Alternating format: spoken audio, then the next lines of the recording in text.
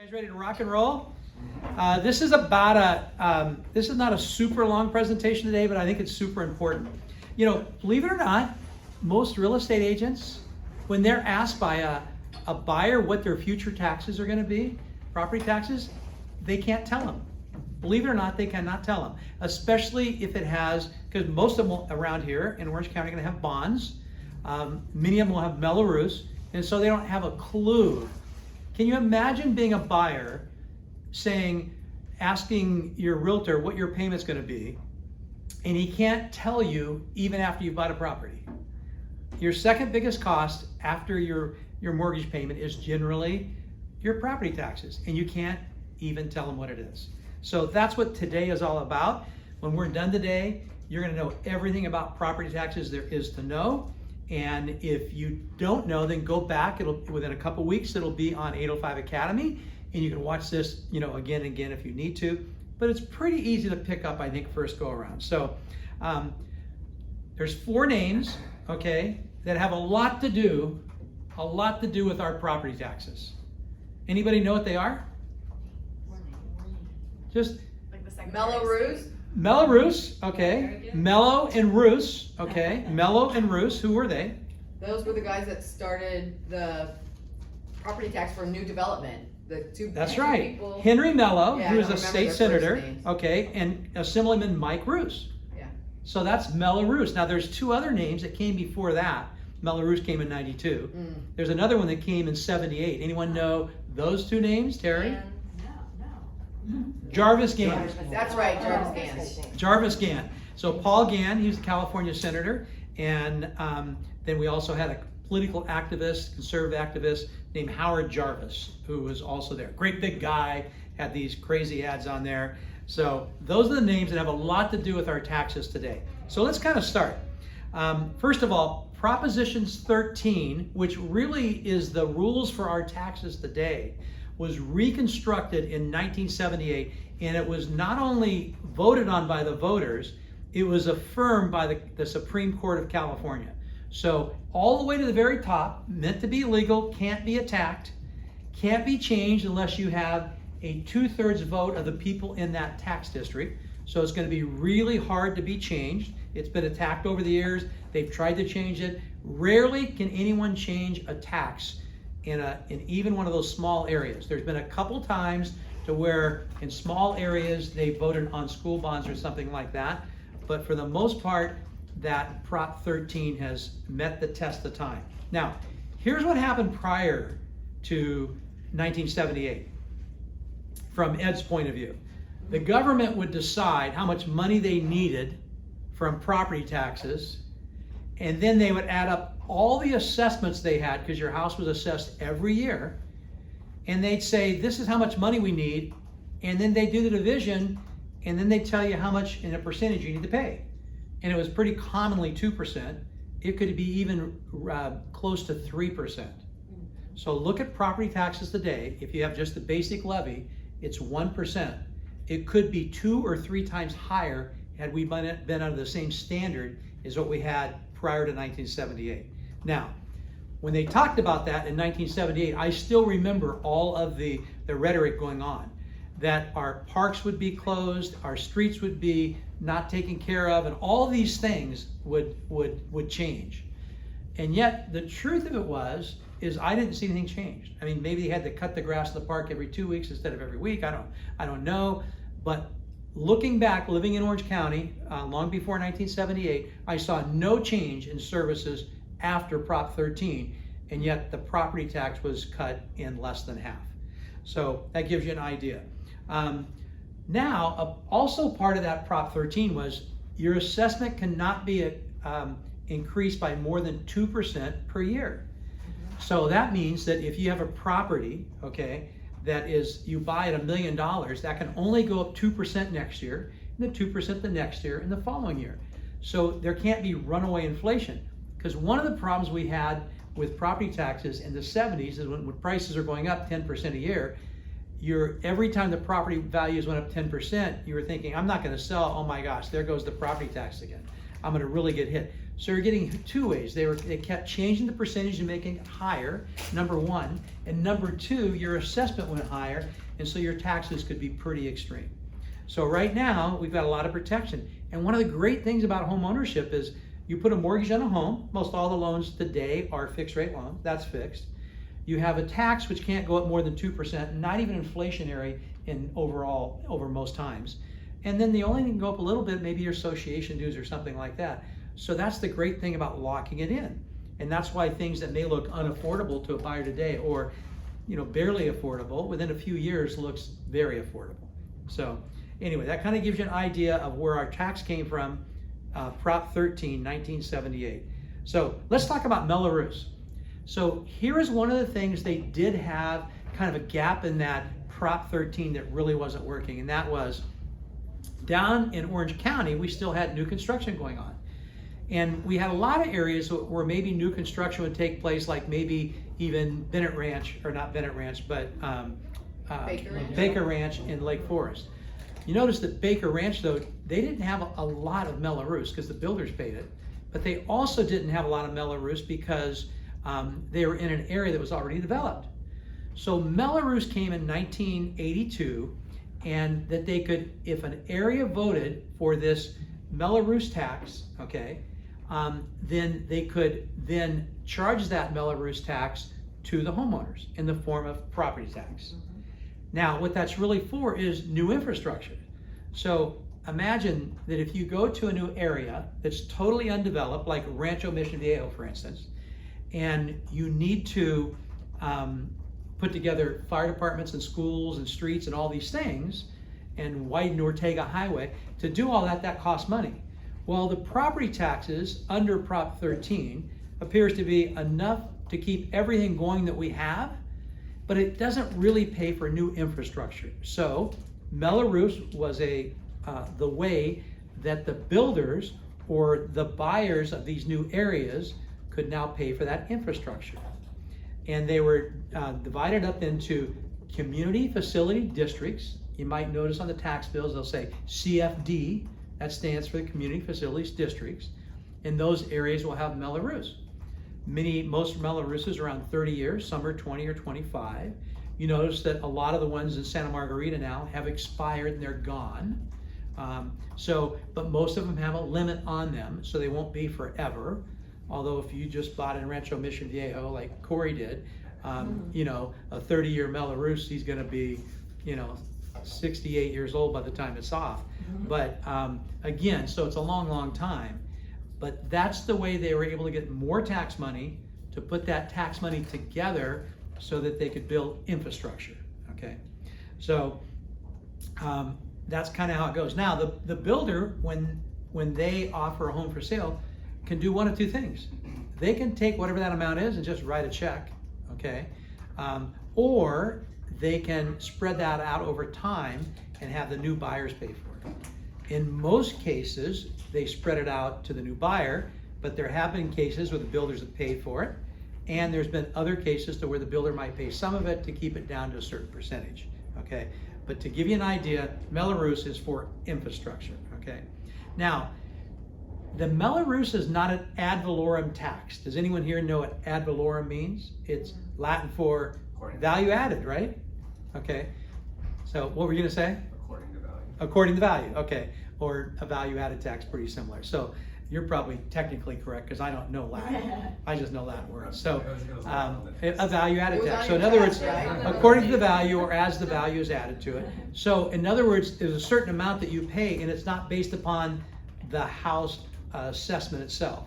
There'll be a set amount. Now, in some models, when you buy a home, everyone pays the same Mello-Roos, and in other models, they will have a slightly higher Mello-Roos for larger homes. Okay, you'll see both out there. That's all put together within that original community facilities district, which is that tax district.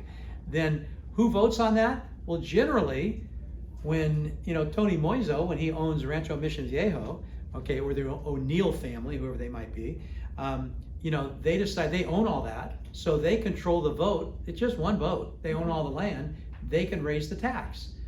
Because the government is not going to approve any development without money for infrastructure. That's where Mello-Roos comes from. So it gives you kind of an idea. But it's not based upon value, it's based upon the need for that infrastructure, and it's amortized out over the amount of years that they need. So give you an idea. There's even a couple cases to where Mello-Roos has had the ability to go 30 years, but they stopped when everything was paid for at 20 or 25 years.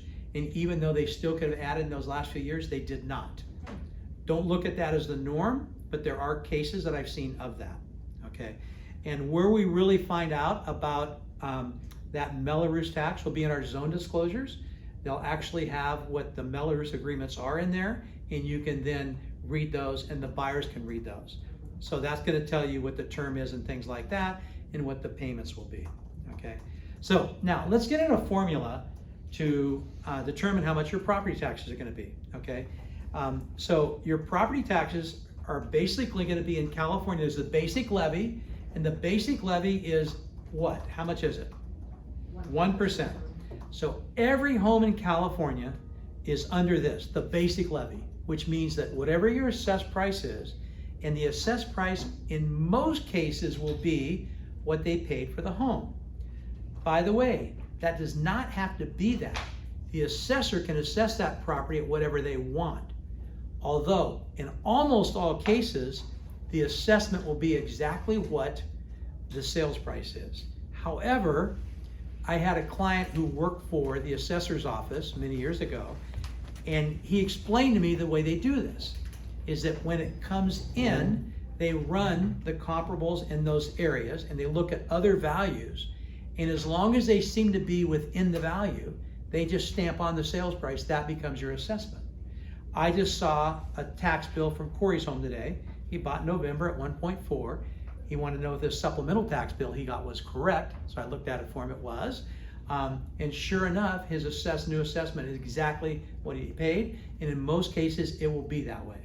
However, if you had a buyer that got this incredible buy, they then could actually assess it more. And let me tell you a story. I bought a lot years ago on a golf course, and when I bought that lot, I bought it at an auction, and when I bought that lot, they assessed my taxes for 25% more than I paid for the lot, roughly. And so I was very disappointed, thinking that everything should be based upon what I paid. And so I went in front, went to the appeal, where you have two guys sitting there, and you bring in all your information. And I said that I don't think I should be assessed more than what I paid. And their comment to me was that the assessment was based upon an auction process where many lots were there, and because the supply was increased, the demand was not increased, it created lower prices, okay? And so because of that, they were not willing to lower my assessed value on that lot. Now, I could have then taken it to pass the appeal process, which is the tax assessor, and I could have gone to the court, but it was such a small thing and I wasn't gonna keep the lot for that long, it didn't make sense. So it doesn't have to be the sales price, but in most cases it will be. In fact, I've seen rarely has it not been the actual sales price. Okay. The Comptons ran into that too. So so we have some clients, the Comptons, that they bought a home out in Coto de Caza. They bought it during the like 2010 market where everything was really devastated. And so what they did was they bought the property and it was really in bad shape, but they got a really good buy on it through a short sale. So when the taxes came through, they bought the property for like $850 and they appraised it for like $925. Maybe even maybe it was $975. It was quite a bit more. And so we went through the appeal process and they were turned down at the appeal process. So then we actually went to court with it and I prepared the documentation and we won at court. And so, but it was, you've got to prepare the documentation. We looked at other comps, we looked at the time period, we looked at all the money they put into it. And we looked at, my final statement for them to give to the court is we were in an open market with normal amounts of homes on the market for that time. And it competed, and this home did not sell for over 90 days in the market, which gave it 90 days for somebody else to step up and pay more. And yet they were the absolute highest bidder on the property. And with that, they got their assessment back to the sales price. So you can fight this sometimes and win. That was really a good story. So I've got a bad story for me and a good story for a client. I'm a Well, better. theirs was even doubly critical because they were doing the 55-year-old tax transfer, and if it Prop got 60. assessed higher, they would have been in. Yeah, so we sold their house in Mission Viejo, referred it, and Ines sold it in Mission Viejo, and then sold that out there, and we had to hit these numbers. So it not only affected their property value, it affected their ability to take their tax base over. And maybe why they attacked it is because of that Prop 60. So But how often are we finding that the prices, the assessed values are coming in higher than Rarely. what they're? Rarely. If you were to take 100 sales that we had within our team last year, we just pick 100 of them, and I go in there and looked at them, I would be willing to bet that at least 99, if not 100, came in exactly what they paid. But if a buyer does something to kind of artificially, show a lower price or something like that, then they do have their ways of picking up on that. I mean, they might catch that. So again, in most cases, you're pretty fair to say that most likely it's going to be assessed at what you pay at. Okay. So we know what the tax is going to be. If you have in an area that you have absolutely no bonds or no Mello-Roos, you're going to pay 1% of the assessed value, which it doesn't matter what that current seller is paying for taxes, the buyer's going to pay the new taxes based upon 1%. So, $1 million property, there's no bonds, no Mello-Roos, what's their taxable going to be per year? $10,000. $10,000. Okay, that's what it's going to be. So that gives you an idea. Now, if we want to figure out what their new taxes are going to be, it's pretty simple. This is a tax bill, okay? And you kind of look at this, and you can kind of see this from there, it's big enough. The basic levy, okay, this is at $539. Okay, they're going to pay $5,394, plus they have the Saddleback School District and a Metro Water District in Santa Margarita.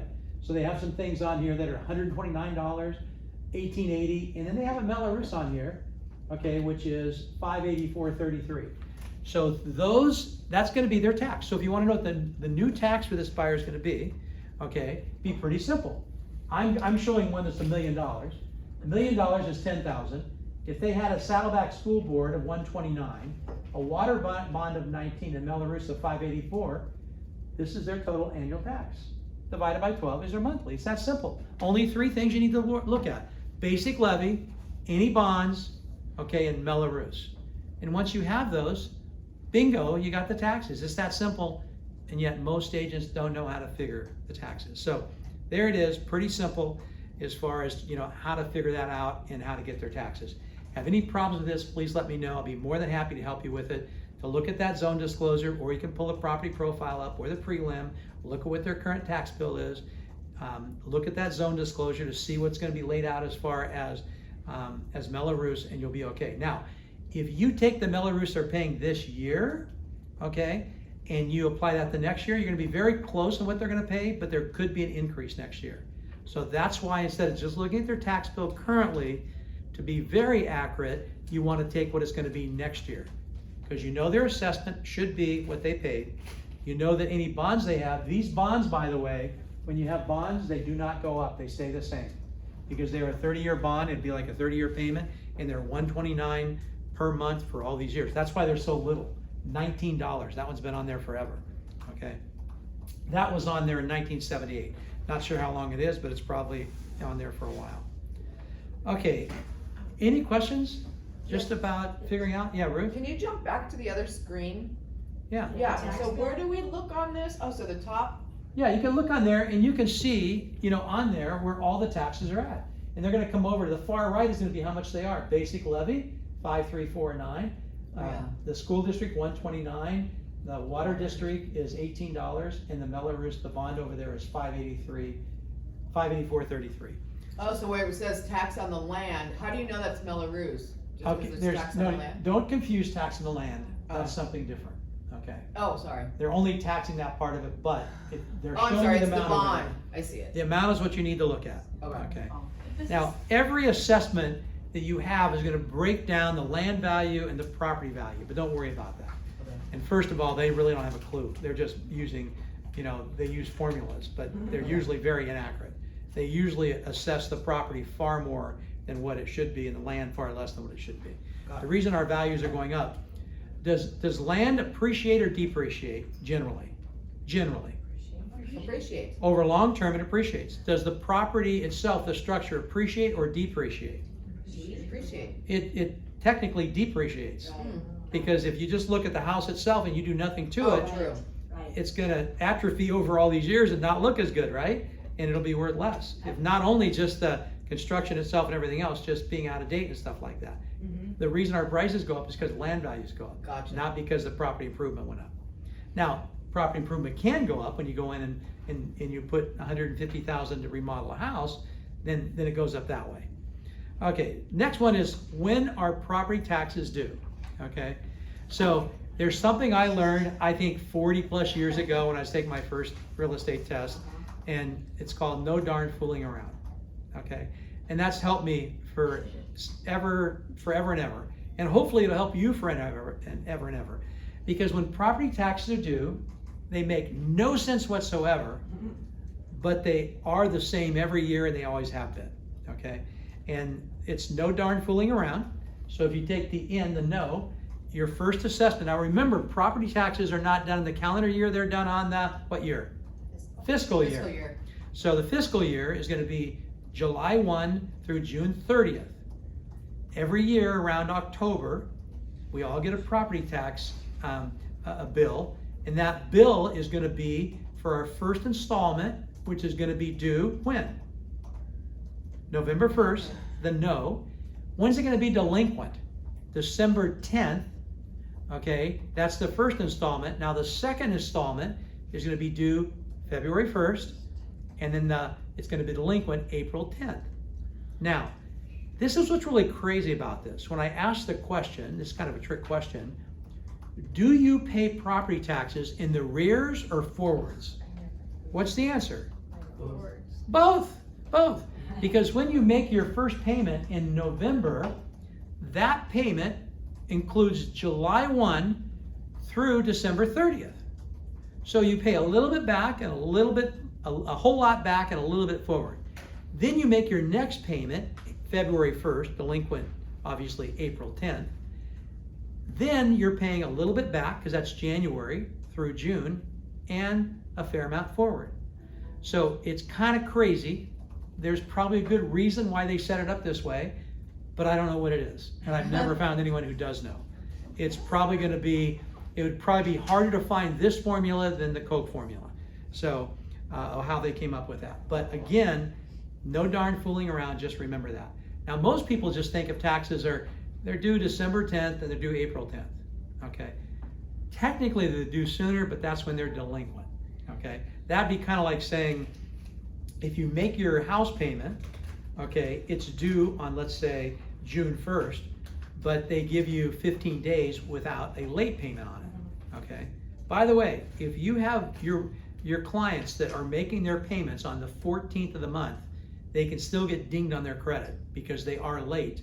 They may not accrue a penalty until 15 days, but they're still late, and their lender can report it as late. So, okay, so we get an idea of when property taxes are due, right? Everyone get an idea of that? Okay. So the next thing we're going to talk about is supplemental taxes. Corey comes over last night because we were babysitting the kids, and he says, I want you to figure out if my supplemental tax is right. Okay. Now, what is a supplemental tax? A supplemental tax is kind of the difference between what the seller's value was and the buyer's value was until the property was reassessed. So, in Corey's case, the original sale on the property was $1,079,000. That's what it was assessed at. It was like 3-year-old house. It was originally bought at $1 million, but it had gone up $79,000 through the years. So $1,079,000, and when he paid $1.4 million for that property, there's that delta. That delta of when he bought the property, which was November 23rd, until it will be until he's paying the next property tax, which will be through June 30th, and that comes out to, guess what? Ooh la la, 220 days. So for 220 days, he paid roughly $9 less per day than what he should have, because the old tax bill is what he paid at, because you don't get the new tax bill until it's assessed in January 1st. So what that means is your buyers could get 1 or 2 supplemental taxes, and those supplemental taxes is simply making up for the difference of which they did not pay during that time. Now, if your buyer has an impound account, that means they're making a bigger payment to the lender, and the lender then is paying the property tax.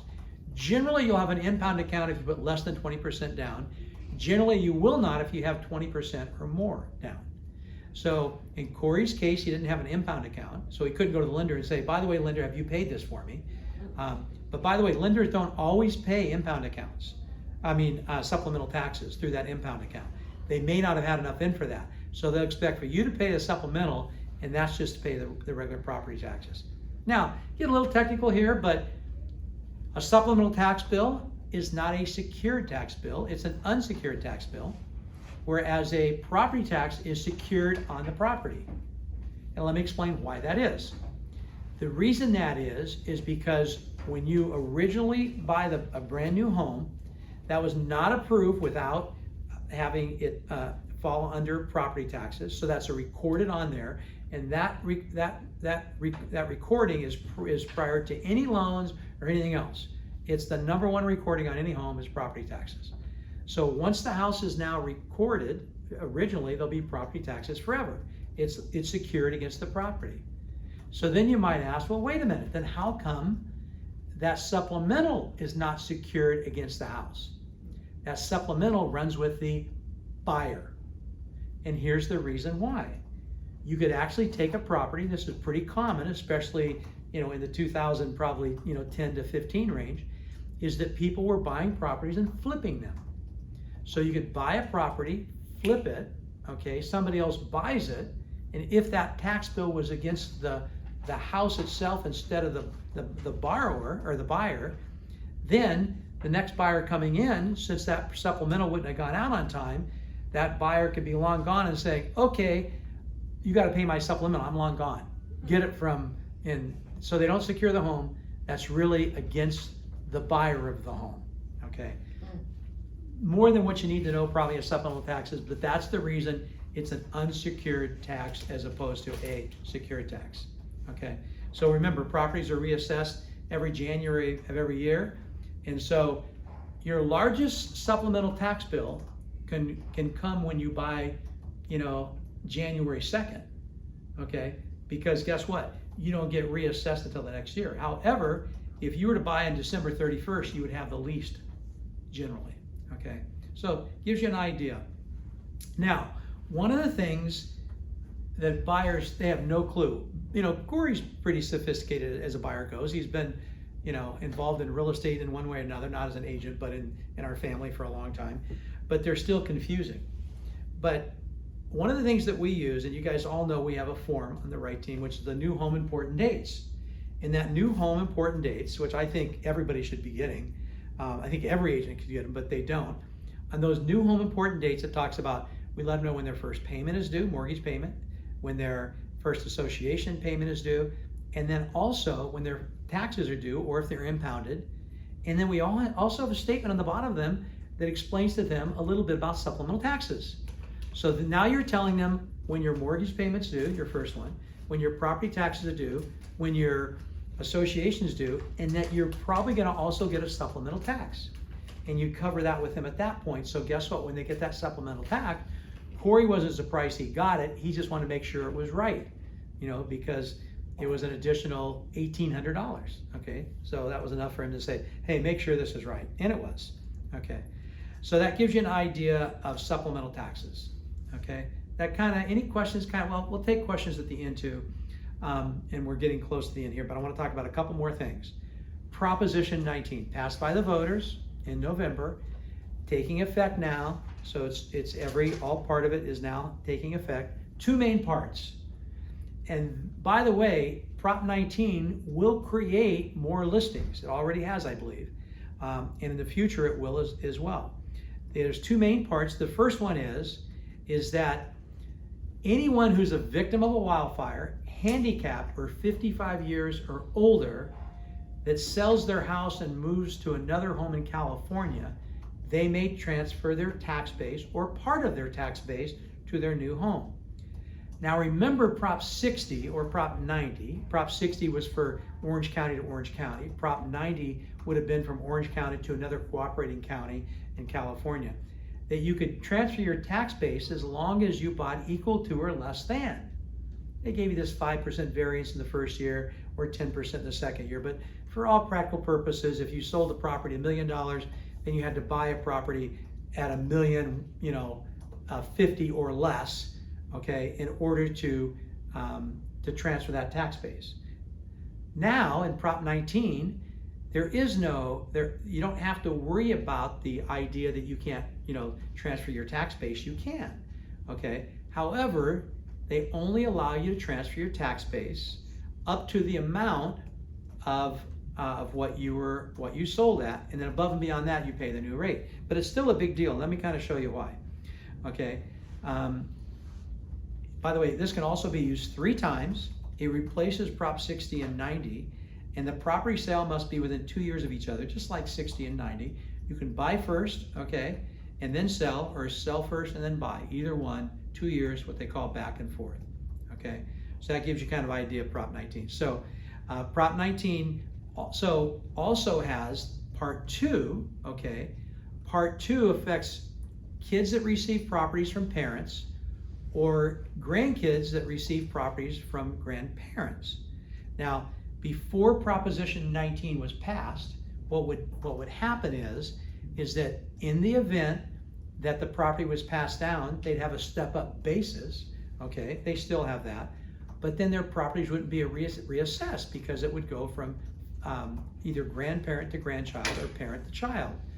Well, in fact, any family transfer, immediate family transfer would allow that. You could even go from a kid to a parent.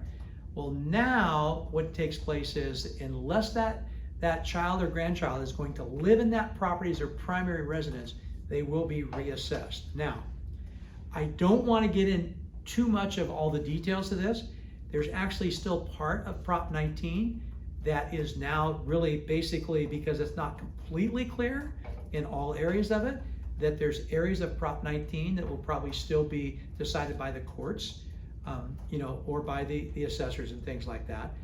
My belief is that where it is, in most of the things I've read about it, is where it appears to be, it could be either more restrictive or less restricted. They'll have to apply less restrictiveness to it unless there's a new proposition passed that would rewrite that, which I don't think that's going to happen.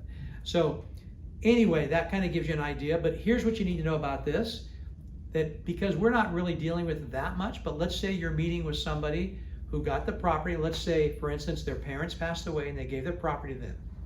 They have no idea that their property tax would be reassessed, and they're meeting with you deciding if they want to list or not or just rent it out.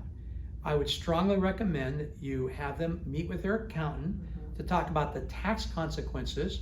Not only they get a step-up basis probably as long as their estate was less than 11 million, but don't get into that. We're not accountants. Their accountant can talk about that, and also have their accountants talk about whether or not they're going to have to probably most likely be reassessed, okay? Because if they're not going to keep it, they will probably they're going to be reassessed on their taxes. And what that means is, if they have a property tax that maybe they're paying $3,000 a year, it could go up to $10,000 a year or more. I mean, depending on the price. I mean, if they bought that home at $200,000 years ago and it's now worth $1 million, and because it only went up 2% a year, it's now $300,000, and now it's worth $1 million. That's a difference of $7,000 a year in taxes. Might make the difference to either decide they want to sell or keep it. Now, if they move into there, and again, the accountant can give them all what they have to do, how long they have to move into it, but there are some ways that they would get around being reassessed. Okay. So, gives you an idea about property taxes. They're pretty simple for the most part. I just want to talk to you a little bit, just make a couple comments on things about the taxes. One of the most common things we seem to get with buyers will come to us and they say, okay, I want to find a home that's, that's open and light and bright and, has that open floor plan and hopefully not too old, but I don't like Mello-Roos. Okay, well that kind of collides, okay? Because generally the newer homes, light and bright, opened up, they're gonna have Mello-Roos because they're newer construction, right? So if they're newer construction and yet they have Mello-Roos, then that's gonna be, that's gonna be something that they kind of collide with what they're asking for. However, here's the thing with Mello-Roos. I really believe that if you were to buy a home with Mello-Roos, let's say you took two homes that were absolutely identical, okay? Two homes, right next door to each other, completely identical. The only difference is one has Mello-Roos and one doesn't. Which one will be priced higher? The one with Mello-Roos. So what that means, or it's the one without Mello-Roos would be higher. The one with Mello-Roos is going to be priced lower because they're going to have higher taxes. Because we buy a home, the reason the market is so hot today, even though the prices are going nuts, is because mortgages are low and supply is low, and people look at that. When Corey came to me and said, hey, is it a good time to buy? We love where we're at, but maybe it's a good time to buy. I said, what about prices? I said, no one can predict where prices are going, but you don't have to predict prices. You just have to predict, can you afford that monthly payment? Because that monthly payment is what's going to stick with you for 30 years. And after 30 years, if you're that long, then you've paid it off probably. So the whole idea of that is that's what they look at, is their monthly payment. And so if you're looking at a Mello-Roos home and your clients say, I don't want to look at Mello-Roos homes, just say, well, what if I were to show you properties? Why don't we just move our price point down for Mello-Roos homes? Okay, because when you go to Rancho Mission Viejo, a home there that would sell for $1 million would probably sell for anywhere else at $1.2 million if they had the same thing somewhere else. But they don't have the newer and things like that in most places. But the whole idea of that is that affects value. Your monthly payment is what affects value. And so because of that, I would suggest to them that they at least look at Mello-Roos properties. But if your Mello-Roos property had the same payment as a non-Mello-Roos property, would you really care? So again, many homes in our areas have Mello-Roos. The longer, as time goes on, we have more and more because almost everything coming on does have it. Another thing that most people don't think of is that you do have a homeowner's deduction if you are the primary resident, if the home that you own is your primary residence as well. And you get a $70,000 assessment credit every year. Now, that sounds really good, but how much do you think that really matters? I mean, you have a $7,000 assessment credit, but what does that convert to? Well, tax at 1%, it means that you It's save $70 a month. Yeah. Well, $70 is $70. One thing I do want to make you aware of is that you can apply for this, and the application is free with the county, and then you get that as long as you're the primary resident. You save $70 every year off your tax bill. It'll be actually in that tax bill and shown in that. However, as soon as your buyer buys a home, there's companies that look at those county recordings, and you're going to get two things that are going to get sent to them in most cases. One is did you know that you can apply for a homeowner's tax credit, and we will do this for you if you fill out this simple form and submit a check for $50. We'll do that. You fill out the same form, but it just goes through them, and so they get a check for $50. So remember, that's free to apply for that. Don't fall for that bait of $50, okay? Now, the case that you can make, that this company makes, is you will save more money in the first year than what we're charging you to, for this application. But that application is free, okay? Another thing that you'll get once you've moved in a home is you're gonna have people sending you things. You should homestead your house. You can homestead your house and protect a certain amount of value in it in the event that you are sued for involuntary liens. Okay, that's what I mean for involuntary liens. Homesteads don't protect against voluntary liens, which would mean that that's a mortgage. You agreed to that. But let's say, for instance, that somebody slipped on your sidewalk and you were sued, and you were found to be liable. In some cases, they might be able to go after some of the value in your home, unless you had a homestead. But you don't want to put a homestead on unless you get sued, and then you can put that homestead on 1 minute before the verdict is given, and it protects you. And you're going to know long before that you're going to be held liable for a verdict like that. Very, very rarely would you ever need that? That's what you have insurance for, things like that. I'm giving you kind of a very unlikely hypothetical that you'd ever used it, but you don't want them to put a homestead on right away, because when a lender goes maybe a couple of years down the road, they want to refi that, and the lender says, you got a homestead on that. Who's suing you? Okay, that's the first question they're going to ask you. You say nobody. Okay, you fell for that. Okay, well, you need to unrecord that homestead, because we're not going to loan on a home that has a homestead on it. Okay, so anyway, just to give you an idea on that. Also, when you buy a home and you don't have the tax bill, because maybe it comes to the last owner, they didn't pass it on to you or something like that, that does not give the buyer, the new buyer, the ability not to make that payment on time.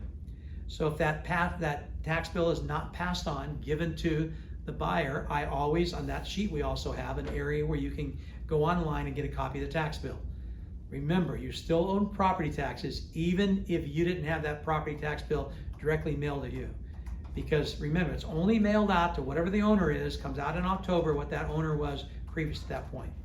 So that gives you kind of an idea. Okay, so hopefully we know everything there is to know, reasonably everything we need to know about property taxes right now. And you can see it's really not that complicated, right? It's pretty simple. So don't don't overthink it. It's really pretty simple to figure out property taxes. When you get your first supplemental tax bill, and then you have questions on that, I'd be more than happy to sit down with you and kind of show you how you go through that and how you explain that to a buyer. Those are a little more complicated, but once you do that a time or two, those are pretty simple too.